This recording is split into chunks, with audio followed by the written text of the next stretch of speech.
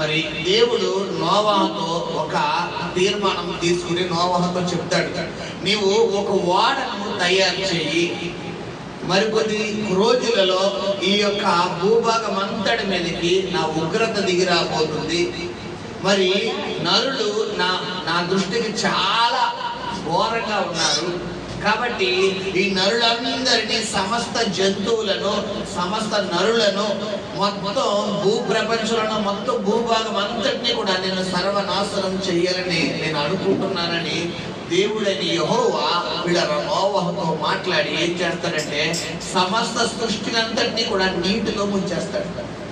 ఇలాగా నీటిలో ముంచిన తర్వాత, ఆ ముంచక ముందు దేవుడు పిల్లరా లోకమంతా సంచరిస్తే ఒక్క వ్యక్తి కుటుంబం కనబడుతుందంటే ఎవరంటే అతను నోవాహు. అతడి గురించి దేవుడే సాక్ష్యం ఇస్తున్నాడు. చూడండి, 8వ అధ్యాయం కాకుండా దాని ముందు మనం పిల్లరా 7వ అధ్యాయం ప్రారంభం చదువుకుంటే నోవాహు గురించి దేవుడే సాక్ష్యం ఇస్తున్నాడు. ఏమని? యెహోవా ఈ తరము వారిలో నీవే నా ఎదుట నీతిమంతుడవై ఉండుట చూచుచున్న కనుక నీవును నీ ఇంటి వారును ఓడలో ప్రవేశించండి. హల్లెలూయా.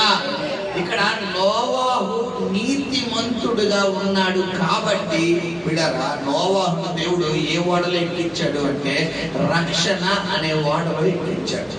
ప్రియ సహోదరి సహోదరుడా, నువ్వు దేవుని నమ్ముకున్నానని చెబితే కుదరదు, నువ్వు చర్చికి వస్తానని చెప్తే కుదరదు, నువ్వు వాక్యం చదువుతానని చెప్తే కుదరదు.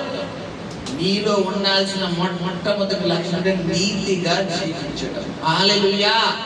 నీతి కలిగి జీవించాలి, యథార్థత కలిగి జీవించాలి, పరిశుద్ధత కలిగి జీవించాలి.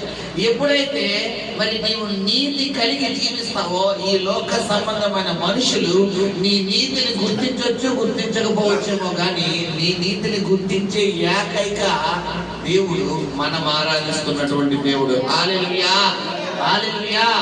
కాబట్టి బైబిల్లో ఉంది, హృదయ శుద్ధి గల వారు ధన్యులు, వారు దేవుణ్ణి చూచెదరు. ఎప్పుడు నీ హృదయం శుద్ధిగా ఉంటుంది అంటే నువ్వు నీతిగా జీవించినప్పుడే.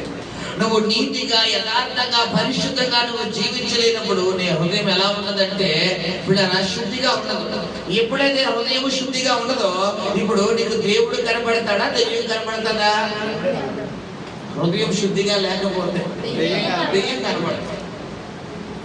దెయ్యము అంటే పిల్లలు ఇంత 4 కొమ్ములు ఉంది గుడ్లో, ఎంత గుడ్లు ఉండేది అది కాదు దెయ్యం అంటే. మన భాషలో దెయ్యము అంటే శ్రమలు, కష్టాలు. ఇప్పుడు నీకు కష్టాలు రాకుండా నీ జీవితం హ్యాపీగా సాఫీగా వెళ్ళిపోవాలి అంటే నువ్వు ఎలా జీవించాలి పిల్లరా?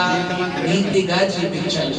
సో గమనించండి, మరి అక్కడ అంతమంది ప్రజలు ఉండగా ఆ తరములో అంట, ఆ వంశములో కాదు, ఆ జాతిలో కాదు, ఆ కులములో కాదు, ఆ వీధిలో కాదు, ఆ ఊరిలో కాదు, ఆ తరము అంటే నోవాహు తరములో.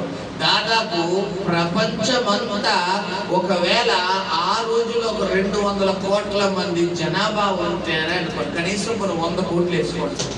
ఇప్పుడు ప్రపంచ జనాభా పిల్లరా ఒక 700 నుంచి 750 కోట్ల జనాభా ఉంటుంది అనుకోండి. ఇప్పుడు ఆ రోజుల్లో ఒక 100 కోట్ల జనాభా ఉంటే కనుక 100 కోట్లలో ఎంతమంది నీతిమంతులు ఉన్నారంట? నోవాహును బట్టి నోవాహు కుటుంబం. నోవాహు లేకపోతే నోవాహు కుటుంబం ఉంటుంది అక్కడ? ఉండదు.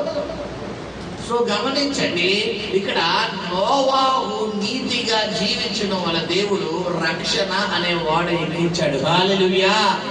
సహోదరి సహోదరుడా, నువ్వు ఎంత భక్తి చేసావన్నది ముఖ్యం కాదు, ఎంతగా దేవుడితో నువ్వు కరెక్ట్ గా జీవిస్తున్నావు, ఎంతగా వాక్యానికి అనుగుణమైన జీవితం జీవిస్తున్నావు, ఎంతగా వాక్యానుసారంగా నువ్వు నడుచుకుంటున్నావు అన్నది ముఖ్యం. నువ్వు రోజుకి 10 గంటలు ప్రార్థన చేసి నీలో మార్పు లేని జీవితం ఉందనుకో వేస్ట్. నువ్వు రోజుకి 1 గంట 2 గంటలు 3 గంటలు ప్రార్థనలో ఉండి వాక్యం చదివి నువ్వు సువార్త చేసిన వ్యర్థం. ఎందుకు? నీలో ఏం లేదు, మార్పు లేదు. కొంతమంది ప్రార్థన చేస్తారు, వాక్యం చదువుతారు, పాటలు పాడతారు, చర్చికి వస్తారు, కానుకలు ఇస్తారు, అన్నీ బాగుంటాయి, కానీ వీళ్ళలో ఏముండదు, మారు మనసు. మారు మనసు ఉండదు.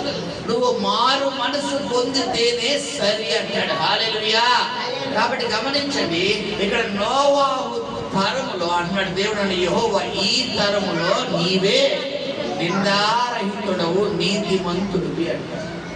ప్రియ సహోదరి సహోదరుడా, నోవాహు మనుషుల చేత సాక్ష్యం పొందుతున్నాడా, దేవుడి చేత సాక్ష్యం పొందుతున్నాడా? నీవు కూడా ఎవరి చేత సాక్ష్యం పొందాలి? దేవుడి చేత సాక్ష్యం పొందాలి. మనుషులు నిన్ను తృణీకరించారనో, మనుషులు నిన్ను వెలివేశారనో, మనుషులు నిన్ను పక్కన పెట్టేశారో ఏం చింతించు, ఏం బాధపడాల్సిన అవసరం లేదు. ఎందుకంటే బిడ్డలారా, బైబిల్ ఉంది, ఎవరైతే దేవునికి ఇష్టపడతారో, దేవుడిని ప్రేమిస్తారో, దేవుడికి దగ్గర అవుతారో వారిని లోకస్తులు ఏం చేస్తారంట? వెలివేసేస్తారు. లోకం నిన్ను వెలివేసేసింది, లోకం నిన్ను అవమానపరుస్తుంది, లోకం నిన్ను దూషిస్తుంది, లోకం నిన్ను హేళన చేస్తున్నా నువ్వేమైపోకూడదంటే డిసప్పాయింట్ అయిపోకూడదు. అందుకనే గమనించండి, దేవుడు వాక్యం తెలియపరుస్తుంది మత్తయి సువార్తలో, ఎందరైతే నీతి నిమిత్తము ఆకలి దప్పులు కలిగి ఉంటారో వారందరూ ధన్యులంటారు. బిడ్డలారా, నా నిమిత్తం ఎందరైతే నిందలు అనుభవిస్తారో వారందరూ ధన్యులు అంటాడు. హల్లెలూయా. కాబట్టి సహోదరి సహోదరుడు గమనించండి. సో ఇక్కడ నోవాహు ఇటువంటి రక్షణ వాడు ఎక్కడం జరిగింది.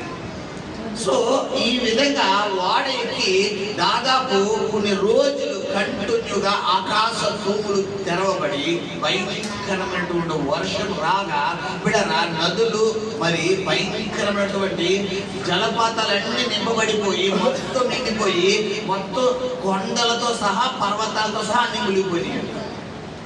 మనము ఆ అధ్యాయం చూస్తే 6-7 అధ్యాయాలు చూస్తే మీకు క్లారిటీగా ఉంటారు పిల్లలు. మనం చదివించడం మనకి సమయం లేదు.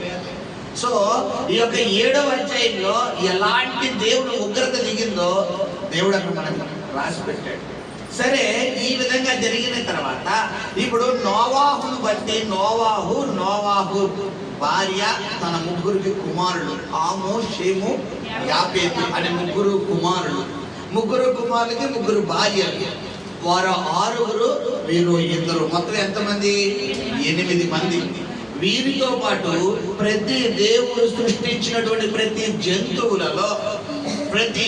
జంతువులలో నేల మీద ప్రాకే, ఆకాశంలో ఎగిరే, భూమి మీద ఉండే 4 కాళ్ళ 2 కాళ్ళ 2 రెక్కలు కలిగిన ప్రతి జంతువు స్త్రీ నుండి ఒకటి, పురుషుడి నుండి ఒకటి, స్త్రీలింగం నుండి పురుషులింగం ఒకటి. ఇలాగా ప్రతి జాతికి దేవుడు యెహోవా ఆజ్ఞాపించారంట. ఏ వాడెక్కమని? నోవాహు వాడెక్కమని. సో ఇవన్నీ వాటంతట అవే దారి ఎత్తుకుంటూ వచ్చి డైరెక్ట్గా ఎదురుకి వెళ్ళిపోయినాయి, నోవాహు వాడలోకి వెళ్ళిపోయింది. ఇప్పుడు నోవాహు భార్య, 3 కుమారులు, వారి కోడళ్ళు, వీరు 8 మంది వాడలో ఉంటారు. ఎక్కడ నోవాహు ఈ ప్రజలందరూ కూడా ఉగ్రతలో కొట్టుకుపోతుంటే వారి మీద జాలి కలిగి తలుపు తీస్తారేమో డైరెక్ట్గా ఆ తలుపు లాక్ ఎవరు వేసారు?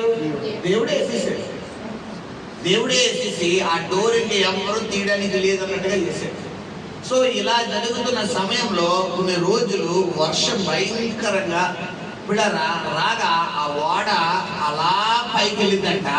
ఈ భూ ప్రపంచంలో ఎవరైతే దేవుణ్ణి అంగీకరించలేదో, ఎవరైతే దేవుణ్ణి నిర్లక్ష్యపరిచారో వారందరూ ఆ యొక్క నీటిలో మునిగిపోతూ వచ్చారు. సో ఇది పాత నిబంధనలో ఎలా ఉంటే దీన్ని కొత్త నిబంధనలో ఏ విధంగా మనము దీన్ని సంబోధించాలంటే, పాత నిబంధనలో నోవాహు తరంలో ఒక ఓడను తయారు చేస్తే క్రొత్త నిబంధనలో ఈ ఓడ క్రీస్తుగా పోలబడుతుంది. ఈ యొక్క ఓడ ఎక్కడము అంటే రక్షణ పొందడంతో పోల్చబడుతుంది. ఆ యొక్క ఉగ్రత ఏంటంటే దేవుని 2వ రాకడతో పోల్చబడుతుంది.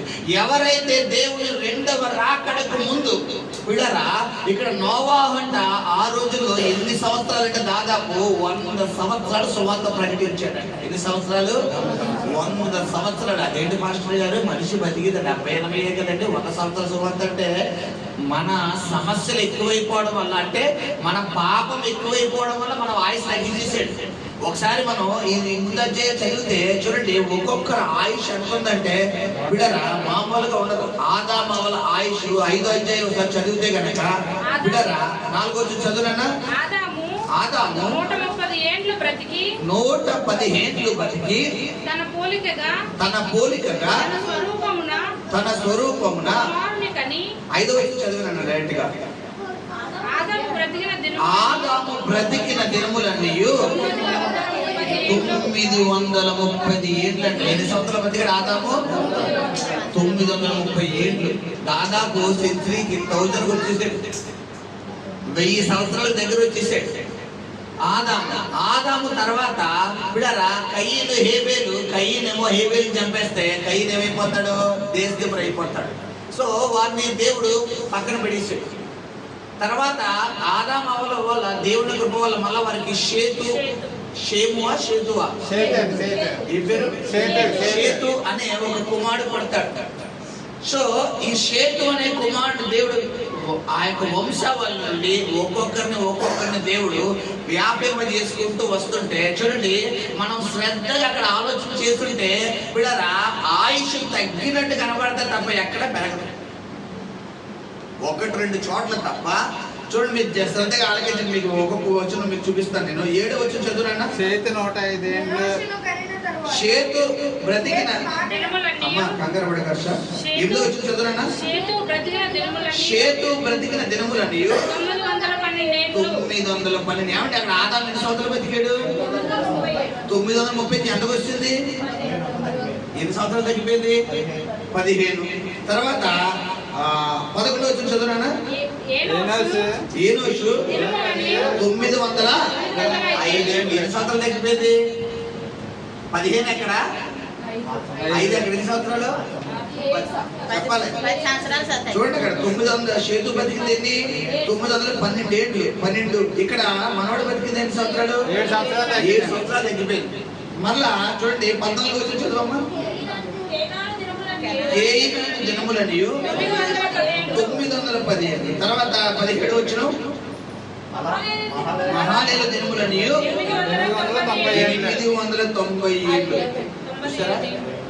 20 ఏళ్ళు తగ్గిపోయింది. తర్వాత 20వ వచనం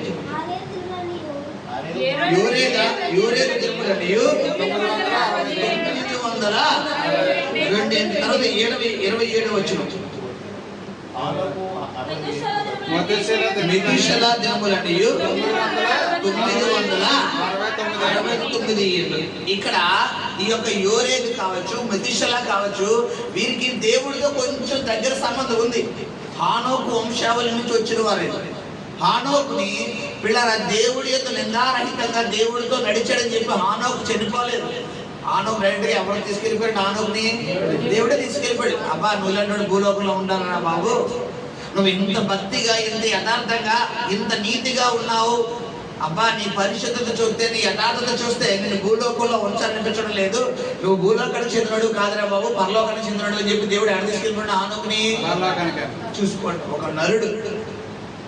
ఒక నరుడు జీవించాలి, పరిశుద్ధంగా ఉండాలి, యథార్థంగా ఉండాలి, నీతిగా ఉండాలని నువ్వు నిర్ణయాన్ని తీసుకున్నావు అనుకో, నీ నిర్ణయాన్ని ఎవరు కూడా ఏం చేయలేరు, ఆపలేరు. కాకపోతే బలహీనం అయిపోయేది ఎవరు? మనమే. ఎందుకంటే లోకంలో ఉన్నవన్నీ 3 ఏవేంటంట? నేత్రాశ, శరీరాశ, జీవపుటము. నువ్వు జయించాల్సింది 3టినే. ఈ 3టినే ఎప్పుడైతే నువ్వు జయిస్తావో ఆటోమేటిక్లీ నీ పక్షంగా ఎవరు నిలబడతారు? దేవుడు నిలబడతాడు. హల్లెలూయా. సో గమనించండి, ఈ విధంగా వయసు తగ్గిపోయి వస్తే ఇప్పుడు 6వ అధ్యాయం చదువు. 6వ అధ్యాయం ప్రారంభం. నరులు భూమి మీద విస్తరింపనారంభించిన తరువాత కుమార్తెలు వారికి పుట్టినప్పుడు దేవుని కుమారులు నరులు కుమార్తెలు చక్కని వారిని చూచి వారందరిలో తమకు మనస్సుకు వచ్చిన స్త్రీలను వివాహం చేసుకునేది. హల్లెలూయా. ఏమండి, అసలు దేవుని కుమారులు ఎవరు? నరుల కుమారులు ఎవరు? ఏమన్నా చెప్పగలరా? దేవుని కుమారులు నరుల కుమార్తెలు చక్కని వారిని చూసి, చక్కని వారంటే మన భాషలో ఏంటి? అందంగా ఉన్నారండి. దేవుని కుమారులు అంటే ఎవరు? ఆదాము వంశావళి నుండి, అంటే షేతు వంశావళి నుంచి వచ్చినటువంటి వంశావళి నుండి. నరుల కుమారులు అంటే కయ్యను వంశావళి నుంచి వచ్చినారు. నరుల కుమారులు ఎవరు? కయ్యను వంశావళి నుంచి వచ్చినవారు. గమనించండి. సో పిల్లల ఇక్కడ కయీను వంశావళి నుండి వచ్చినటువంటి ఈ యొక్క నరుడు కుమార్తెల నుండి ఎవరు వివాహం చేసుకున్నారంట? దేవుని కుమారుడు. ఎప్పుడైతే ఇక్కడ వీరిద్దరి మధ్యన శరీర కార్యాలు, పాపపు క్రియలు కలిగినాయో, దాదాపు 1000 అంటే 900, 800, 700 ఆ రేంజ్ లో ఉన్న వయసు, ఆయుష్ కాలం దేవుడు ఎక్కడికి కుదించాడంటే, కూడా వచ్చి చదువునా, అప్పుడు యెహోవా నా ఆత్మ నరులతో ఎల్లప్పుడూ వాదించదు, వారు తమ అక్రమ విషయంలో నరమాత్రులై ఉన్నారు, అయినను వారి దినములు. చూసారా ఎక్కడి నుంచి అడుగొస్తుంది? మొట్టమొదటిగా ఆదాము సంవత్సరాలు ఏంటంటే 930, 960, 970, 980 సంవత్సరాలు ఒక్కొక్కరు ఉండాల్సిన సంవత్సరాల నుంచి దాదాపు దశభాగానికి వచ్చేసాడు. దశభాగానికి వస్తే 10%, 120 సంవత్సరాలు గమనించాం చూడాలి. సో ఇదంతటికీ కారణం ఏంటి? పాపం. నువ్వు ఎప్పుడైతే పాపాన్ని విడిచి పెడతావో అప్పుడు నీకు ఆయుష్ దేవుడు ఎక్కువ ఇస్తాడు. ఎందుకంటే దేవుడు ఏమిటంటే ఇక్కడ నరులతో యెహోవా ఆత్మ ఏం చేయదంట? వాదించదు, డిస్కషన్ చేయదు దేవుని ఆత్మ నరులతో. నువ్వు ఒక పాపంలోకి వెళ్ళిపోతుంటే, ఒక లోకంలోకి వెళ్ళిపోతుంటే, దేవుడికి ఆయాస్కరంగా జీవిస్తుంటే, నీ మెడ పట్టుకుని, నీ కాళ్ళ పట్టుకుని, నీ యొక్క వేగ పట్టుకుని నువ్వెందుకు పాపంలోకి వెళ్ళిపోతున్నావని నీ పట్టుకునే ఉద్దేశం కాదు దేవుడు. నీ ఇన్నర్, నీ హార్ట్ నుంచి దేవుడు నీతో మాట్లాడతాడు. అరే నాన్న, నువ్వు వెళ్ళేది పొరపాటు, నువ్వు చేసేది తప్పు, నువ్వు వెళ్ళే మార్గం సరిగ్గా లేదు, నువ్వు చేస్తున్న పని సరిగ్గా లేదు, ఇది దేవుడికి దుఃఖకరం, ఇది దేవుడికి బాధాకరం, ఇది దేవుడికి ఆయాసకరం. సరిగ్గా ఉండు, జాగ్రత్తగా ఉండు, స్టడీగా ఉండు. ఇది పద్ధతి కాదు, ఇది దేవుడికి ఆయాసకరం అని చెప్పి దేవుడు ఎక్కడి నుంచి గద్దిస్తాడు? బయట నుంచి చెప్పడే, బయట నుంచి చెప్పడు. నీ లోపల నుంచే, నీ ఇన్నర్ స్పిరిట్ లో ఏం చేస్తాడు? దేవుడు నీతో మాట్లాడతాడు. హల్లెలూయా, హల్లెలూయా. ఇప్పుడు గమనించగలరా, మాట్లాడుతున్న దేవుడికి మనం ఏమవ్వాలి? చెప్పాలి, లోబడాలి. హల్లెలూయా. పిల్లరా, ఎప్పుడైతే వాక్యానికి మనము లోబడతామో, ఈ వాక్యము శరీరధారిగా కృపా సత్య సంపూర్ణ ఎవరిలో ఉంటది? ఈ వాక్యం మనలో ఉంటది. ఈ వాక్యము శరీరధారిగా నీలోకి వెళ్ళిపోతాయి. శరీరానికి నీలోకి వెళ్ళాలి అంటే నువ్వేం చెయ్యాలి? వాక్యం అంటే దేవుడు నిన్ను హెచ్చరిస్తున్నప్పుడు, దేవుడు నిన్ను గద్దిస్తున్నప్పుడు, దేవుడు నిన్ను పిల్లరా మరి హెచ్చరిస్తున్నప్పుడు నువ్వేం చెయ్యాలి? చెప్పాలి, లోబడిపోవాలి. నువ్వు లోబడకుండా, దేవుడి చిత్తానికి అగ్రీ అవ్వకుండా, దేవుడి ఉద్దేశానికి లోబడకుండా నీ సెల్ఫ్ ని నువ్వు సాటిస్ఫై చేసుకుని నీకు ఆశీర్వాదం వస్తుందా? ఇప్పుడు అక్కడ అదే జరిగింది. దాదాపు ఎన్ని సంవత్సరాలకు ఆయుష్ పడిపోయిందంట? 120 సంవత్సరాలు. ఇక్కడ 120 సంవత్సరాలకు వచ్చిన తర్వాత పోనీ స్టడీ అయ్యారా అంటే స్టడీ అవ్వాలి. ఇంత దారుణంగా ఉన్నప్పుడు, ఇలాంటి సమయంలో దేవుడు విసుగు చెందిపోతున్నప్పుడు 7వ అధ్యాయంలో ఒక కుటుంబం దొరికింది. ఆ కుటుంబం ఎవరో? ఆ ఒక కుటుంబాన్ని దేవుడు రక్షించుకోవడం కోసం పిల్లరా దేవుడు ఒక పెద్ద ఓడను తయారు చేశాడు. మరి అదే విధంగా ఈ రోజు మరి ఈ భూ ప్రపంచంలో పిల్లరా దేవుడు ఉగ్రత రావాలంటే ఒక రెప్పపాటు చాలు. ఆయన శిష్యులు అడుగుతున్న, ప్రభా నీ ఉగ్రత ఎప్పుడు వస్తుంది, నీ రాకడ ఎప్పుడు, ప్రభా నీ రెండో రాకడ ఎప్పుడు అయ్యా అంటే ఆయన డే టు టైం చెప్పేస్తున్నారా? ఏమన్నారా ఆయన శిష్యులతో? యుగములు కాలంలో నా వర్షంలో ఎవరి వర్షంలో ఉంటాయంట? తండ్రి వర్షంలో ఉంటాయి. నా రెండో రాకడ ఎప్పుడు నాకే తెలియదురా అబ్బాయి, అది నాకే తెలియదు, నా తండ్రి వర్షంలో ఉంటాయి. అయితే నేను సూచనలు చెప్తాను, రాకడికి సూచనలు చెప్తాను. అక్కడక్కడ తెగులు, అక్కడక్కడ రోగాలు, అక్కడక్కడ భయంకరమైన ఉగ్రత రూపాలు, రాజ్యాల మీద రాజ్యాలు, దేశం మీద దేశం, ప్రజల మీద ప్రజలు, భయంకరమైన కరువు, భయంకరమైన ఉగ్రత దినాలు వస్తాయి. ఇవన్నీ నా రాకడికి సూచనలు అంటాడు. అంటే ఇది రాకడ వచ్చేస్తుందని కాదు, సూచనలు. అంటే ఇవన్నీ భయంకరమైన, మన కరోనా వచ్చింది 2020లో, ఇదంతా దేనికి? రాకడ సూచన. మన మధురై, మన ఏంటది మణిపూర్కి ఆ పక్కన ఉన్నది. తర్వాత ఉక్రెయిన్ రష్యా కొట్టుకున్నాయి చూసారా. నిన్న కాక మొన్న ఇజ్రాయెల్ పాలస్తీనా, రాజ్యాల మీదకి రాజ్యాలు, దేశాల మీదకి దేశాలు. ఇప్పుడు ఇటలీ ప్రధాని ఎవరో చంపేశారు. ఆ యొక్క రైజీ అన్న వ్యక్తి ఎవరో ఇటలీ ప్రధాని అంట. ఈ ఫోకస్ అంతా ఎవరి మీద ఉంది ఇప్పుడు? ఇజ్రాయెల్ దేశం మీద. వాళ్ళే చేసుకుంటారు. ఒకవేళ చేసిందని తెలిస్తే దేశాలు లేపెడతాం అంటున్నారు. వాళ్ళు లేపెడతాండి వీళ్ళు ఊరుకుంటారా? వీళ్ళు లేపెడతారు. ఇప్పుడు రాజ్యాంగానికి రాజ్యం, భయంకరమైన ఉగ్రత, ఇవన్నీ దేవుడి రాకడకు సూచనలు.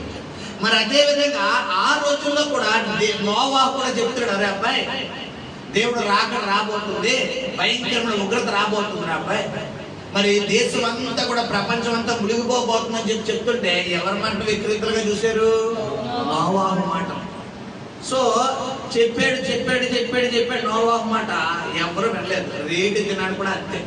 నువ్వు వెళ్ళే మార్గం సరిగ్గా లేదు, నువ్వు చేస్తున్న పని సరిగ్గా లేదు, నువ్వు పాపంలో జీవిస్తున్నావు, నువ్వు లోకంలో జీవిస్తున్నావు, దేవుడికి ఆయాస్కరంగా జీవిస్తున్నావని ఆ రోజుల్లో నోవాహు చెప్తే ఎలాగైతే ప్రజలు నిర్లక్ష్యం చేస్తారో నేటి దినాన్ని కూడా ప్రజలు ఏం చేస్తున్నారు? నిర్లక్ష్యం. ఇక్కడ వాక్యం వింటారు, ఏమీ తెలియనట్టు ఇన్నోసెంట్ పిల్లగా, అంటే ఒక అమాయకులుగా కూర్చుంటాం. ఇక్కడ మాకు ఏమీ తెలియదండి, మేము ఏమీ చేయవండి, మాకు ఏమీ తెలియదు, మేము నిమిత్తం మాత్రం అన్నట్టు. బట్ బయట మాత్రం అన్ని చేసుకొని వచ్చేస్తాం. చేయాల్సిన కార్యక్రమాలు అన్ని చక్క పెట్టాలి, అన్ని చక్క పెట్టేసి మళ్ళీ ఏమీ తెలియదు అన్నట్టు అలా నక్కిన పిల్ల కూర్చుంటాం. ఎవరు చూస్తారు? కెమెరా అంతా ఉంది, ఆయన చేసి సీసీ ఫుటేజ్ అంతా ఉంది. నువ్వు ఎక్కడ కూర్చుంటున్నా? అందుకే 139 కీర్తనలు అంటాడు దావీదు. ఏమన్నాడు? యెహోవా నన్ను పరిశోధించి తెలుసుకుని ఉన్నావు, నేను కూర్చుండుట, నేను లేచుట, నేను నడుచుట, మాట నా నోట రాకముందు నాకు తలప పుట్టకముందు నువ్వు నా నడకను పడకను నువ్వు గ్రహించి ఉన్నావు, నీవు తెలుసుకుని ఉన్నావు, నీవు పరిశోధించి ఉన్నావని ఎవరు మాట్లాడుతున్నారంట? కీర్తనాకారుడు ద్వారా దావీదు ద్వారా దేవుడు తెలియపరుచుకున్నాడు. నువ్వు ఎక్కడ కూర్చుంటున్నావు, ఎక్కడ నిలబడుతున్నావు, ఎవరితో మాట్లాడుతున్నావు, ఎంతసేపు మాట్లాడుతున్నావు, ఉన్నప్పుడు ఎలా ఉన్నావు, లేనప్పుడు ఎలా ఉన్నావు, ఎలా ఉన్నావు, ప్రతిదీ నేను ఎవరు అర్థం చేస్తారు?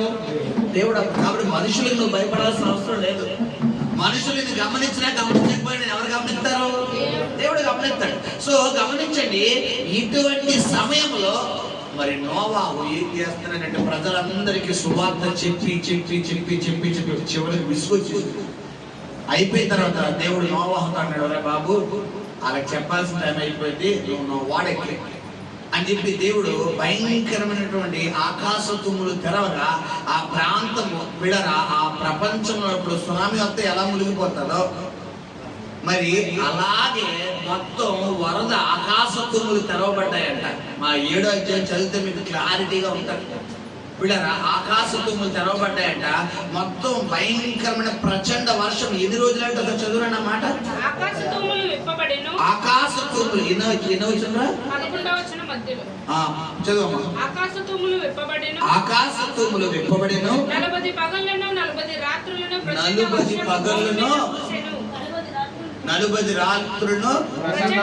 ప్రచండ వర్షం అంట. ఇప్పుడు నైరుతి ఋతుపవనాలు వస్తున్నాయని టీవీ 9లో చెప్తున్నాడు. ఈ సంవత్సరం జూన్ 3వ తారీఖున వచ్చేస్తాయి నైరుతి ఋతుపవనాలు. ఆల్రెడీ కేరళలో బయలుదేరి ఎప్పటికంటే ఈసారి మోస్తారు ఎక్కువ ఎండలు ఉంటాయన్నాడు. అలాగే ఎండలు చుట్టూ చూపించేసింది. ఎప్పటికంటే ఈసారి వర్షాలు కూడా ఎక్కువ ఉంటాయంట. మనకి ఎక్కువ ఏది వచ్చినా తట్టుకోలేవు. అయితే అతివృష్టి లేదా అనవసరం, అయితే ఎండలు ఉండవు, శుభ్రంగా వర్షాలు ఎత్తుకోలేస్తాయి, లేదా వర్షాలు ఎక్కువ వచ్చేస్తాయి. సో గమనించండి, ప్రచండ వర్షాలు అంట.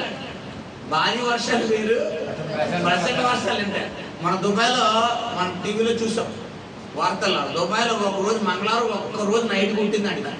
దెబ్బకు దుబాయ్ ఏమైపోయింది? అసలు దుబాయ్ కంట్రీ కనుగొని ఇన్ని సంవత్సరాలు ఎప్పుడు కొట్టలేదంట వర్షం. మొత్తం అన్ని మునిగిపోయినాయి భయంకరంగా. అసలు దుబాయ్లో వర్షమే రాదంట. అంత ఇదంతా దేని సూచన? ఇది దేవుని రాకడకు సూచన. గమనించు, నువ్వు అన్ని చూసి ఆహా అలాగా కరుణచ్చిరా, అవునా, మణిపూర్లో జరిగిందా, రష్యాలో కొట్టున్నారా అని చెప్పి నువ్వు వినోద్ తీసేవనుకో, రేపొద్దు నీకు ఒక మణిపూర్ తయారవుతుంది, నీకు రష్యా తయారవుతుంది, రష్యాలో నువ్వు ఒక బ్యాచ్ అయిపోతావు. అలా కాకుండా అమ్మో ఇవన్నీ దేవుని రాకడకు సూచనలు, నేను సిద్ధపడాలి, నా రక్షణ వాడను నేను సిద్ధపరచుకోవాలి, నా కుటుంబాన్ని నా రక్షణ వాడలో ఎక్కించాలి, నేను దేవుడు రక్షణ వాడు ఎక్కాలి అని నువ్వు ఎప్పుడైతే సిద్ధపడతావో నోవాహు యొక్క వంశంలో ఎవరి పేర్లు కూడా దేవుడు యాడ్ చేస్తాడు, ఇప్పుడు మన పేర్లు కూడా యాడ్ చేస్తాడు. హల్లెలూయా.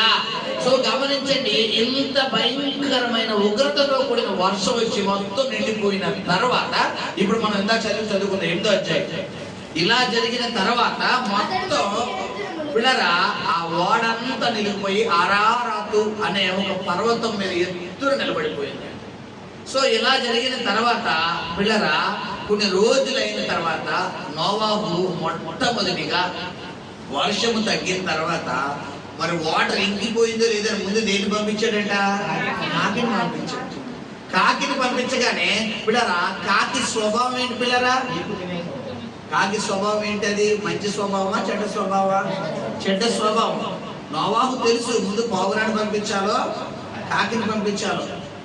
కాకి స్వభావం ఏంటంటే శవాలను పీక్కు తింటారు, దానికి ఆహారం కావాలి అంతే. కాకి అయితే ఏంటి, కుక్క అయితే ఏంటి, నక్క అయితే ఏంటి. మనం బయట ఎలకలో చచ్చిపోయిందని చెప్పి ఇంటి దగ్గర పడేస్తుంటాం, బయట కొంతమంది పడేస్తుంటారు.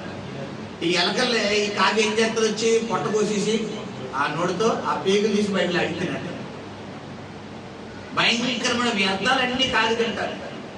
ఇప్పుడు కాకిని పంపించిన తర్వాత కాకి ఏం చేస్తుందంటే ఒకసారి చదువు నా మాట సరే. అది బయటికి వెళ్ళి భూమి మీద నుండి నీళ్లు ఇంకిపోవు వరకు ఇటు అటు. అసలు అది కాలు వేయడానికి ఎక్కడైనా ప్లేస్ ఉందా అంటే ఎక్కడా లేదు. కానీ ఆ నీటిలో తేలాడుతున్నాయి కదా దేహాలు, ఆ దేహాల మీద నిలబడి ఆ దేహాలను పీక్కుంటూ ఆ మాంసం తింటూ రోజులు గడిపారు. మళ్ళీ ఎగురుతుంది, మళ్ళీ ఎక్కడైనా ఖాళీగా ఉందని చూస్తుంది, ఎక్కడా లేదు. ఇలా అయిపోయింది. కొన్ని రోజుల తర్వాత ఈసారి మళ్ళీ దేన్ని పంపించాడంట? పావురాన్ని పంపించాడంట. నల్ల పావురాన్ని పంపించాడంట. ఈ నల్ల పావురాన్ని పంపించగా నల్ల పావురం ఏం చేస్తుంది చదువు అన్నమాట. నీళ్లు భూమి అంతటి మీద ఉన్నందువలన ఏంటమ్మా తన అరకాలు నిలుపుటకు స్థలము దొరకలేదు. ఓకే, ఈ పావురం ఏం చేస్తుందంటే ఎక్కడ అడుగు పెట్టడానికి స్థలం లేకపోవడం వల్ల ఏం చేస్తుందంటే తిరిగి ఎవరి దగ్గరికి వచ్చేస్తుంది? పావురం దేని సాదృశ్యం? పరిశుద్ధత. కాకి ఏంటి? అపరిశుద్ధత, అపవిత్రత. ఇప్పుడు ఆ వరద ఏంటి? లోకం. ఇప్పుడు కాకి అంటే నువ్వు లోకంలోకి వెళ్ళినప్పుడు, ఆ వరద అంటే లోకం. ఇప్పుడు నువ్వు లోకంలోకి వెళ్ళినప్పుడు లోకంలో భయంకరమైన అపవిత్రత, భయంకరమైన శరీర కార్యాలు, భయంకరమైన అపవాది నీళ్ళు ఉన్నాయనుకో, నువ్వు అక్కడ ఉండాలో లోపలికి వచ్చేలా లోపలికి వచ్చేయాలి. ఇప్పుడు కాకి ఏం చేస్తుంది? నోవాహు దగ్గర ఉన్నంత వరకు దీని స్వభావం ఎలా ఉంది? మీకు సింహపీ గురించి చెప్పారు కదా, పంది పిల్ల. ఎంతమంది గుర్తుంది? ఒక యజమానురాలు పిల్లరా అందరూ కుక్క పిల్లల్ని పెంచుకుంటుండే ఈవిడికి కొద్దిగా టేస్ట్ పెరిగి ఏమైందంటే పంది పిల్లలు పెంచుకుంటాడు. పంది పిల్లల్ని పెంచుకుంటూ దానికి పేరు పెట్టిందండి. ఏ పేరు? స్నూపీ. ఒక్కొక్క కుక్కలకి పేర్లు పెడతారు కదా, పప్పి, డాలి, ఇంకోటి అని. అలాగే ఈ పంది పిల్లకి ఏం పెట్టింది తల్లి? స్నూపీ అని పెట్టిందండి పేరు. ఈ స్నూపీ అని పెట్టగానే పిల్లరా రోజు శుభ్రంగా స్నానం చేయించేసి శుభ్రంగా బాడీ స్ప్రేలు, ఆ స్ప్రేలు, ఈ స్ప్రేలు శుభ్రంగా కొట్టేసి బట్టలు వేసేసి పిల్లరా దానికి మంచి డ్రై ఫ్రూట్స్, మంచి ఫ్రూట్స్, తొక్క చెక్కిని మొత్తం అన్ని తీసుకొచ్చి మంచి ఆహారము, మంచి ఇమ్యూనిటీ అంటే రోగ నిరోధక శక్తి ఉన్నవి, మంచి కంట చేసే పుష్టిగా తీసుకొని చెప్పిందంట. దీనికి అది చూడటం ఎలా ఉంటుందంటే వాంతులు వికారం వచ్చినట్టు అయిపోయిన తర్వాత ఈవిడికి తినగా మిగిలిపోయింది ఏమన్నా పాసిపోయింది అంటే అది పక్కన పెట్టేసి పొద్దున్న దూదామంటే పంది పిల్ల ఏం చేసి మెదట్లో లేచేసి సగం ఎదురుగడా వెళ్ళిపోయి ఆ పాసిపోయింది తినేసి దాన్ని కడుపు నింపుకునేది. సో ఇలా ఉంటుంటే ప్రతిరోజు ఒక కిటికీ ఉండేదంట, దీన్ని ఒక బెడ్రూమ్ లో పెట్టేసిందంట. వచ్చి రాగానే దీంతో ఆడుకునేదంట. ఇది చిన్నప్పటి నుండి ఆ కిటికీ వంక దీన్ని బయట తీసుకెళ్ళేది కాదు, ఆ ఇల్లే దానికి ప్రపంచం, ఆ రూమే ప్రపంచం. సరే డ్యూటీకి వెళ్ళేది వచ్చేది, దాన్ని శుభ్రంగా చూసుకునేది. పిల్లరా ఇలా జరుగుతున్న కొన్ని రోజులు కాలక్రమాన అది మొత్తానికి ఒక వయసుకు వచ్చింది, శుభ్రంగా బలిసిన తర్వాత ప్రతిరోజు అక్కడ కిటికీ ఉండేదట. ఆ కిటికీ అవతల కొన్ని పందులు ఏంటి, కొన్ని పందులు బురద కాలువలో శుభ్రంగా దొల్లేసి, పిల్లరా కింద పైన దొల్లేసి శుభ్రంగా ఎల్లా పందులు తెలుసు కదా ఎలా ఉంటాయో, పిల్లరా శుభ్రంగా దొల్లేసి ఎల్లా పావేసుకుంటే ఎలా దొల్లెత్త ములుగుతూ తేలుతుంటే, ఇది అక్కడి నుంచి కిటికీలో అది జీవితం. నాకు ఎందుకు ఈ క్రమశిక్షణతో కూడిన జీవితం, ఈ కట్టుదిట్టమైన రూల్స్ తో కూడిన జీవితం. ఎంతసేపు డ్రై ఫ్రూట్స్ తింటేస్తుంది, ఎంతసేపు జీడిపప్పు బాదం పప్పు తింటేస్తుంది, ఎంతసేపు ఆ ఫ్రూట్స్ అన్ని యాపిల్ దానిపళ్ళు తింటేస్తుంది. అది చూడ పాసిపోయిన అన్నం ఎంత బాగా ఎంత చక్కటి కంపొత్తున్న పాసిపోయిన అన్నం తినేస్తుంది, చక్కగా బురదలోని పీతులన్నీ తినేస్తుంది. మాకు లేవే అని ఈ పంది పిల్ల ఏం చేస్తుందంటే బాధపడుతున్నాడు. చిన్నప్పటి నుండి బాధపడుతుంది. దీన్ని బాధలు పట్టించుకునే వాళ్ళు ఎవరూ లేరు పాపం. ఆ ఓనర్ పట్టించుకోవట్లేదు. సో ఇలా జరుగుతున్న సమయంలో ఈ పంది పిల్ల ఒక వయసుకు వచ్చిన తర్వాత ఇది ఇప్పటి నుంచి ఒక ఆలోచన కదా, నాకు ఒక టైం రాకుండా ఉంటానా, నేను దీని చేతుల్లోంచి బయటికి పారిపోకుండా ఉంటానా అని చెప్పి అలా ట్రై చేసిందంట. మొత్తానికి ఒక రోజు ఏమైందంటే, ఇది ఒక మంచిగా బలిసిన తర్వాత ఒక అద్దం కిటికీ లాంటిది వీళ్ళ ఒక గాజు అద్దం లాంటిది చేయించిందంట. చేపించి ఎల్లప్పులాగే ఆమె డ్యూటీకి వెళ్ళిపోయింది. ఈ పంది పిల్లని రూమ్ లో పెట్టేసింది. ఇది చూసింది ఈ రోజు సాగు రేవో తేలిపోవాలి, ఇక నా వల్ల కాదు. మన దగ్గర ఉన్న బలాన్ని అంతటిని ఉపయోగించి కరెక్ట్ గా ఈ కిటికీ దగ్గరికి ఇలా వచ్చి కరెక్ట్ గా నిలబడి వెనక్కి 4 అడుగులేసి అతనికి 10 అడుగులు పరిగెట్టుకుంటే తడేరు అద్దాన్ని కూర్చుందంట. అద్దం పగిలి ఇద్దరుకి వెళ్ళిపోయి డైరెక్ట్ గా బురదలోకి వెళ్ళిపోయి 4 గుళ్ళు గుచ్చుకున్నాయి, అద్దాలు గుచ్చుకున్నాయి. కానీ పట్టించుకోవాలి ఉన్న చోట మనం ఎండాకాలం ఏసీ వేసుకున్నాం అనుకో, ఇప్పుడు ఎంత గుళ్ళు వచ్చేస్తుంది. ఉన్న వాళ్ళకి ఎవరైనా ఏసీ ఉండి మీరు ఇంట్లోకి వెళ్ళి ఏసీ మాస్టర్ గారు వాక్యం చెప్పిన పొగలు వచ్చేసినాయి, కానీ మా ఏసీ వేసుకుంటే అబ్బా ప్రాణం ఏముంది అంటే చూడండి మన ఇంటికి వెళ్ళాక. అలాగే అది ఆ బురదలోకి వెళ్ళిపోయారు అని చెప్పి ఇంకా దొల్లి ఒక్క క్షణం కూడా అక్కడ ఉండకుండా ఈ ఓనర్ ముత్తున్న మళ్ళా నుండి కడిగి ఎక్కడేటది ఇట్లా ఇడని చెప్పి పరిగే. ఇప్పుడు పంది ఏంటి ఇక్కడ, మన నీవు లోకములో జీవిస్తున్నప్పుడు లోకాశలు కలిగి ఉండకూడదు, లోకాన్ని నువ్వు ప్రేమించకూడదు. సో పిల్లరా, ఈ యొక్క కాకి స్వభావం, అక్కడ స్నూపీ స్వభావం, పంది పిల్ల లాంటి స్వభావం, అది నోవాహు దగ్గర ఉన్నదే కానీ దాని ఆలోచనలన్నీ ఎలా ఉన్నాయి, ఎప్పుడు బయటికి పంపించేస్తారా. అయ్యో ఆ కిటికీలో చూసేది నోవాహుతో పాటు మిగతా పక్షులు జంతువులతో పాటు ఈ కాకి కూడా చూసేది. అరే శవాలు పల్లె తేలిపోతున్నాయే. కొంతమంది చూడండి చికెన్ పకోడీ చికెన్ కర్రీలు ఏమన్నా అలా నూనెలు ఎగుతున్నాం, కొంతమంది నోట్లు ఏమవుతాయి లాలాజం నీళ్ళు ఊరేంటారు. అబ్బా గాల్లో ఇలాగా ఇంకా మళ్ళీ భలే ఉంటారు. ఈ కాకి కూడా నీళ్ళు ఊరేసి ఇలా ఉన్నాయి. ఎప్పుడు దిగుతాడా ఎప్పుడు రెడీగా ఉంటాయి. ఇప్పుడు యజమాని దృష్టి ఎవరి మీద పడింది, డైరెక్ట్గా కాకి మీదే పడింది. డైరెక్ట్గా ఎలా తీసుకున్నాడు, ఎలా తీసుకెళ్ళి వదిలేడు. ఇంక చూసుకుంటే దీన్ని అనుభవించు రాజా, ఇంక దీన్ని ఆపేవాడు హద్దు లేడు. ఇంకా శుభ్రంగా ఆ పాపపు జీవితంలోకి వెళ్ళిపోయింది. అటు ఇటు తిరుగుతూ శుభ్రంగా అనేసి అయిపోయింది. ఈసారి దేని ఏంటంట పావురాన్ని వదిలిందా, దానికి ఏం పెట్టుకోవడానికి లేదు స్థలం. ఎందుకు పావురం దేనికి సాదృశ్యం, పరిషత్, దానికి బ్యాట్ ఎక్కదు. నువ్వు లోకంలో ఉన్నప్పుడు లోకంలో ఉన్నవి 3 ఏమని చెప్పాను మీకు, నేత్రాస, శరీరాస, అవి నిన్ను అటాక్ చేయకూడదు, నిన్ను చేయనివ్వకూడదు, నువ్వు వాటికి తోమ ఇవ్వకూడదు. మరి లోకంలో నేను ఎలా జీవించాలండి అంటే, నీ కనులు ఎవరికి అప్పగించాలి, నీ హృదయం ఎవరికి అప్పగించాలి, నీ చెవులు ఎవరికి అప్పగించాలి, నీ బ్రెయిన్ ఎవరికి అప్పగించాలి, నీ శరీర అవయవాలు ఎవరికి అప్పగించాలి, దేవుడికి. ఇప్పుడు నీ శరీర అవయవాలన్నిటితో ఎవరు స్థుతిస్తావు? ఇప్పుడు నువ్వు దేవుడి స్థుతి సాధన నీ దగ్గరకు వస్తాడా, రాడి. సో గమనించండి, ఇలాగ జరుగుతున్న సమయంలో పావురాన్ని వదిలేడంట.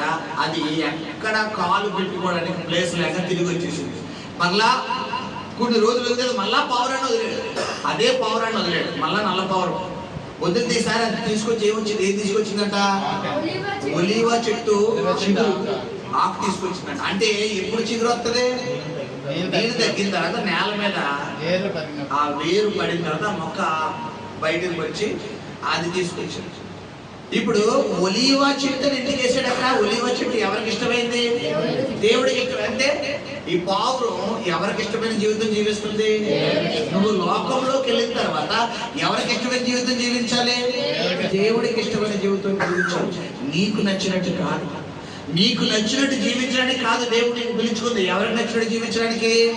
దేవుడికి. చాలా మంది అంటారు నాకు ఇష్టం లేదండి, నేను ఇలాగే ఉంటాను, నా పద్ధతి ఇంతే, నా మాటది ఇంతే, నా బిహేవియర్ ఇంతే, నా వస్త్రధారణ ఇంతే, నా నడకింతే, నా పడకింతే, నేను ఇలాగే ఉంటాను, నాకు ఇదే ఇష్టం అంటే నేను దేవుడి పరలోక రాజ్యానికి ఎన్నిక చేయడు. తీర్పులోకి వెళ్ళిపోతావు. తీర్పు దినంగా నువ్వు వెళ్ళిపోతే అక్కడ అగ్ని ఆరదు, పురుగు చావదు. ప్రియ సహోదరి సహోదరుడా, మరి దేవుడు రాకడ అతి సమీపముగా ఉంది. ఇంత గొప్ప రక్షణను నిర్లక్ష్యం చేసిన ఎలా తప్పించుకుంటామనుకుంటా ఆయన. గమనించండి, దేవుడు వాక్యం ద్వారా సేవకుని వాడుకుని మనల్ని హెచ్చరిస్తున్నప్పుడు వాక్యంతో మనం ఏమైపోవాలి? లోబడిపోవాలి. లోబడకుండా తర్వాత లోబడతానంటే మన జీవితాలు ఏమైపోతాయి పిల్లరా? శూన్యంలోకి వెళ్ళిపోతాయి. కాబట్టి ఈ రాత్రి కాలంలో దేవుని పరిశుద్ధాత్మ దేవుడు మాట్లాడాడు. నోవాహు అతని ముందు వంశావళిలో ఆదాము తరం దగ్గర ఉన్న వయసు వంశావళి మరి దీర్ఘాయుషు ఎక్కడి నుంచి ఎక్కడికి వచ్చేసింది? దాదాపు 1900s లో ఉన్నది పిల్లరా 120లో వస్తుంది. అప్పట్లో 120, ఇప్పుడు నరుని ఆయుష్ 75 సంవత్సరాలు అధిక బలం ఉన్న ఎడల 80. చూసారా ఇప్పుడు పాపం ఎంత విచ్చలవిడిగా జీవిస్తుందో. కొంతమంది జీవితాల్లో అయితే బయట మరి ఈ బైబిల్ లో ఆ జంక్షన్ లో ఒకసారి చూస్తున్నాను, యవ్వన కాలం చిన్న బిడ్డలో భయంకర బాధాకరం 12 సంవత్సరాలు 14 సంవత్సరాలు 16 సంవత్సరాలు యాక్సిడెంట్లు, భయంకరమైన బెట్టింగ్లు, భయంకరమైన ఇప్పుడు ఆ బ్లేడ్ బ్యాచ్ కూరగాయలతో తిరిగి భయంకరమైన డ్రగ్స్కి ఎడిట్ అయిపోయి, గంజాలకి ఎడిట్ అయిపోయి ఆ తెలిసి తెలియని వయసులో ఇప్పుడు ఆ పాపపు క్రియలు, లోకపు క్రియలు, ఆ మొబైల్స్కి ఎడిట్ అయిపోయి ఆ యొక్క ప్రేమ అనే ఆ 2 అక్షరాలకి శరీరాన్ని అపవిత్రమైన క్రియలకు ఎడిట్ అయిపోయి స్త్రీ పురుషులు మరి భేదాలు లేకుండా చిన్న వయసు తారతమ్యం లేకుండా భయంకరమైన అపవాది క్రియల్లోకి వెళ్ళిపోయి పిల్లరా ఎంతలాగా దేవుడు ఉగ్రతలోనే చిన్న వయసులోనే ప్రాణాలు కోల్పోతున్నారు. గమనించండి, ఎలా ఉంది నీ ఆత్మీయ జీవితం? ఎలా ఉంది నీ ప్రార్థన జీవితం? నీకు నచ్చినట్టుందా? దేవుడికి నచ్చినట్టుందా? దేవుడికి నచ్చినట్టు సృష్టిలోనే ఒక వ్యక్తిని దేవుడు కనుగొన్నాడు. ఎవరైనా? నోవాహు. నీకు నచ్చినట్టు అంటే నువ్వు ఆ బ్యాచ్లో ఉన్నావు. కాబట్టి ఈ రాత్రి కాలంలో దేవుడు నీకు ప్రేమతో పిలుస్తున్నాడు. ఇన్ని రోజులు ఒకవేళ నీకు నచ్చినట్టు జీవించావేమో, ఈ వాక్యానికి మరి నువ్వు లోబడి లేదు ప్రభా, పొరపాటు అయిపోయింది, తప్పు అయిపోయింది, నాకు నచ్చినట్టు కాదు ప్రభా, నీకు నచ్చినట్టుగానే ఉంటాను, నా చూపును, నా మాటను, నా వినికిని, నా తలంపును, నా ఆలోచన, నా భావోద్రేకాలు, నా క్రియలన్నింటినీ నీకు నచ్చినట్టుగానే నేను మలుచుకుంటానయ్యా అని నువ్వు దేవుడికి నచ్చినట్టు నడుచుకుంటే దేవుడు నేను అంచెలంచెలుగా ఆశీర్వదిస్తాడు. హల్లెలూయా, హల్లెలూయా. నోవాహు వంశావళి హాము, షేము, యాఫెతు. ఆ 3 వంశావళి నుండి ప్రపంచంలో పిల్లరా మరి జనాభా వచ్చింది. ఆ నోవాహు తరం నుండి వచ్చినటువంటి వ్యక్తే అబ్రహాము. ఆ యొక్క నోవాహు తరం నుండి వచ్చినటువంటి వ్యక్తే దావీదు. ఆ నోవాహు తరం నుంచి వచ్చినటువంటి వ్యక్తే యేసుప్రభు. సో గమనించండి, ఒక్క నీతిమంతుని బట్టి ఎన్ని గోత్రాలు, ఎంత జనాభా వచ్చి చూసారా?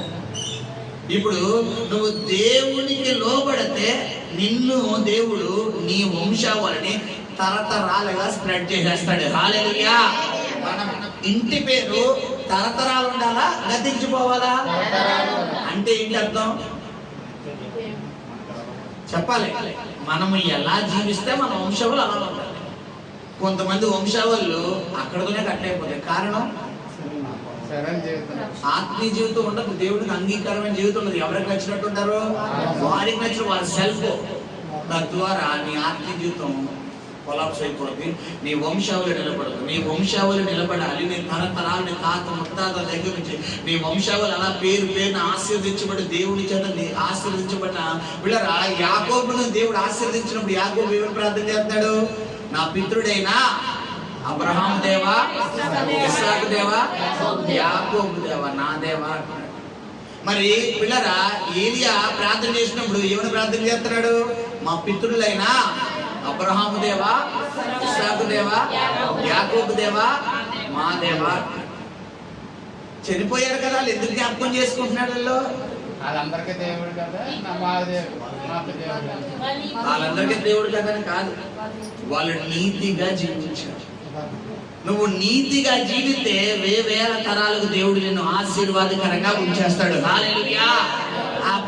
కుదరదు పాస్టర్ గారు, ఈరోజు మంచిగా ఉండకూడదండి, నీతిగా ఉండకూడదండి, ఒకరిని తొక్కేయాలండి, ఒకరిని తిట్టాలండి, ఒకరిని కొట్టాలండి, ఒకరిని తిడితే ఒకరిని కొడితే అదే రోజండి, అదే మంచండి. మనకు అలాంటివి చల్లవండి, అవన్నీ మాటలకే తప్ప చేతలకు కాదండి. అంటే నువ్వు నోవాహు బ్యాచ్లో రావు. నోవాహు చెప్పిన సువార్త అంతా కూడా అలాగే తిరస్కరించాలి. 6-7 అధ్యాయాలు మీ ఇంటికి వెళ్ళి టైం లేదు కాబట్టి నేను చెప్పుకుంటూ పోతున్నాను. నోవాహు చెప్పిన సువార్త అంతా నెగ్లిజెన్స్ చేశారు, నిర్లక్ష్యం చేశారు, ఎప్పుడు వెళ్ళలేదు. ఫైనల్ గా వారు ఏమైపోయారు? వరదలో కొట్టుకుపోయారు, దేవుని ఉగ్రతలో కొట్టుకుపోతారు. నువ్వు గనక ఈ వాక్యానికి లోబడి ఈ రాత్రిని హృదయాన్ని కఠినపరుచుకోక, ప్రభువా తప్పే జరిగింది, పొరపాటే జరిగింది, నేను ఇంక అలా ఉండనయ్యా, నువ్వు సరి చేసుకుంటే సామెతలు 10:22లో అతిక్రమం ఒప్పుకుని విడిచిపెట్టువాడు కనికరం పొందును, దాచిపెట్టువాడు శాపగ్రస్తుడు వర్ధిల్లడు. నువ్వు దేవుడి సన్నిధిలో చేసిన అతిక్రమణ ఒప్పుకుని విడిచిపెట్టేసావనుకో, నీ అంత అదృష్టవంతుడు ఉంటాడు. ఎందుకంటే ఆయన ఉగ్రతకు బదిగా ఏమొచ్చేది నీ మీదకి? కనికరం దిగి వచ్చేది. ఒకవేళ నువ్వు ఒప్పుకోకుండా కప్పుకుంటే నీ అంత దురదృష్టవంతుడు అంటావు. రెండు ఒకటే, నీ అంత అదృష్టవంతుడు ఉండడు. ఏది కావాలి మనకి? అదృష్టం కావాలా, దురదృష్టం కావాలా? అదృష్టంలో గట్టిగా కలిగి చెప్పండి, అదృష్టంలో గట్టిగా కలిగి చెప్పండి. దురదృష్టంలో గట్టిగా చెప్పండి, అదృష్టంలో గట్టిగా చెప్పండి. దేవునికి స్తోత్రం. దేవుడు దీవించిన గాక. కళ్ళు మూసుకున్నా ప్రార్థన చేస్తారు. పరిశుద్ధుడానికి స్తోత్రం నాయన. అయ్యా, నోవాహు వంశావళి గురించి మీరు మాతో మాట్లాడారయ్యా. అయ్యా, ఈ తరంలో ఇదిగో నిందారహితుడిగా తండ్రి, ఇదిగో సాక్ష్యం పొందినటువంటి నోవాహును బట్టి నీకు వందనాలు చెల్లిస్తున్నాం నాయన. నిజమే ప్రభువా, రక్షణ అనే వాడను నోవాహు ఇదిగో ఏర్పరచుకుని ఉన్నాడు కాబట్టి నాయన, నోవాహును బట్టి నీ కృతజ్ఞతలు స్తోత్రాలు చెల్లిస్తున్నాం నాయన. నోవాహును మా మధ్య నుంచి నాయన ప్రభా, తన జీవిత చరిత్రను ఆ యొక్క ప్రభా వాడెదుగో ప్రభా తండ్రి, ఆ యొక్క వరదలో ఉన్నటువంటి విధానాన్ని మీరు మా ముందుంచి నాయన, నీ వాక్యం ద్వారా మీరు మాతో మాట్లాడి నిజమే ప్రభా, కాకి వంటి స్వభావం మాకు వద్దు నాయన, పావురు వంటి స్వభావం మాకు ఉండాలి నాయన. అయ్యా, ఇదిగో లోకంలో ఉంటున్నప్పటికీ కూడా అయ్యా, లోకాశలు మాలో అటాక్ అవ్వకూడదు, లోక క్రియలు మాలో అటాక్ అవ్వకూడదు, లోక తలపులు మాలో అటాక్ అవ్వకూడదు నాయన. నీకు నచ్చిన బిడ్డగా, నీవు మెచ్చిన బిడ్డగా, నీవు కోరుకునే బిడ్డగా మేము జీవించాలి నాయన.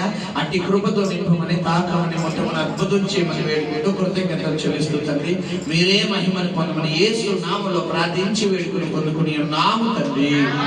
ఆమేన్. హల్లెలూయా. దేవునికి స్తోత్రం. దేవునికి మహిమ కలుగును గాక.